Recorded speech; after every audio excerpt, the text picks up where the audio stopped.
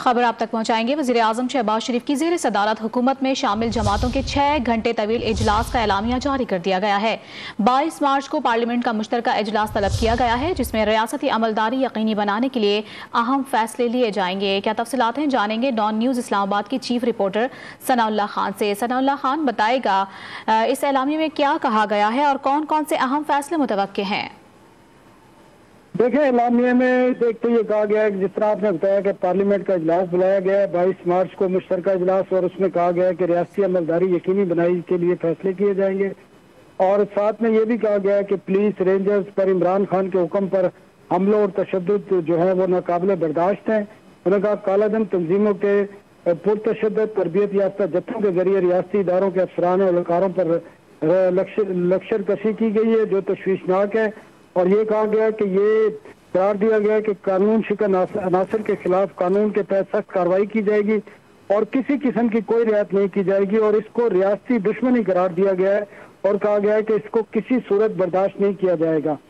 ساتھ میں یہ بھی کہا گیا ہے کہ پارلیمنٹ کا جو مشترکہ اجلاس 22 کو بلایا گیا ہے اس میں مزید بھی فیصلے کیے جائیں گے تاکہ ریاست کی اور قانون کی عملداری کو یقینی بنایا جا سکے۔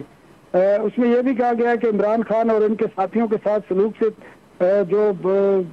خاص کر عدلیہ کے حوالے سے بات کی گئی ہے کہ عمران خان اور اس کے ساتھیوں کے ساتھ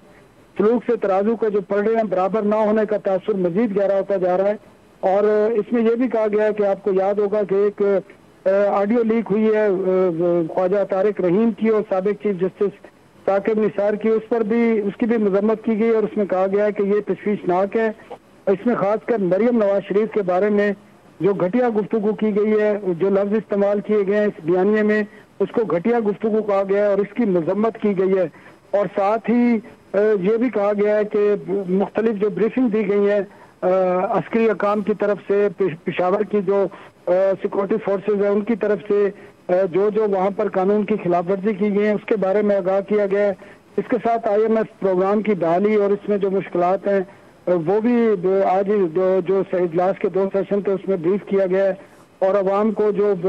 رمضان میں مفت آفتاب فراہم کیا جا رہا ہے اور پیٹرول میں جو رعایت دینے جا رہی ہے حکومت، اس کے بارے میں بھی اجلاس کو آگاہ کیا گیا ہے۔ جی ٹھیک ہے، تو 22 مارچ کو پارلیمنٹ کا مشترکہ اجلاس طلب کر لیا گیا ہے، جس میں ریاستی عملداری یقینی بنانے کے لیے اہم فیصلے لیے جائیں گے۔ تفصیلات بتا رہے تھے اسلام آباد کی چیف رپورٹر ثناء اللہ خان، بہت شکریہ آپ کا۔